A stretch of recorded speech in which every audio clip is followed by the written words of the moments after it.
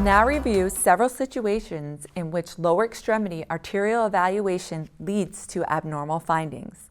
The following section will feature real patients, so pay close attention to how arterial pathology may present in a clinical setting. Historical information that leads to the understanding of the indication for any ultrasound exam is of vital importance. Today, we have a 61-year-old gentleman with a history of extensive nicotine abuse as well as type 2 diabetes who is suffering from limited walking distance claudication. Therefore, we need information about the right lower extremity arterial duplex exam. I will be utilizing the linear transducer to assess his lower extremity arteries. I will make sure that the indicator on my transducer is turned to the patient's right and obtain a lay of the land of the patient's arterial system.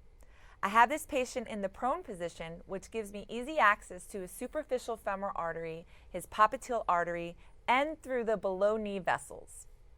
As I scan from the patient's knee crease up, I am now getting a lay of the land to find my vessel on my ultrasound system. Once I see my vessel on my screen, I will now turn the indicator of the transducer towards the patient's head in order to visualize the superficial femoral artery in the longitudinal view. Dr. Espinoza, I see many different plaque characteristics within this lumen. Julie, I would agree. I think you've obtained a great image here of the superficial femoral artery. As you can see within the image itself, there are numerous different characteristics evident inside the vessel. We see extensive degree of not only irregular, heterogeneous plaque, but the plaque process is fairly diffuse. Now utilizing my color flow Doppler, I'm going to assess the color flow through this lumen and look for any flow disturbance.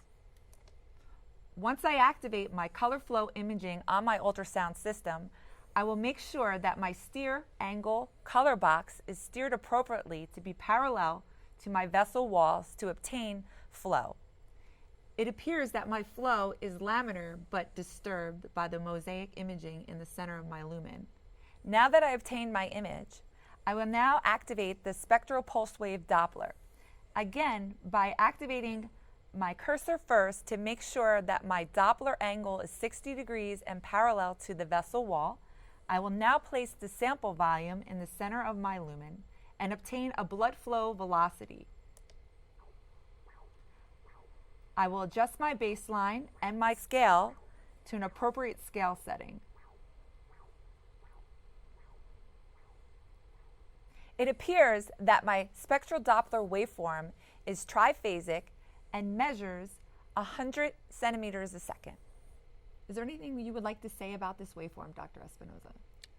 Julie, I would agree with your assertion. This is a very clean spectral Doppler analysis with excellent triphasic waveforms and no suggestion at this point in time of any significant obstructive arterial disease.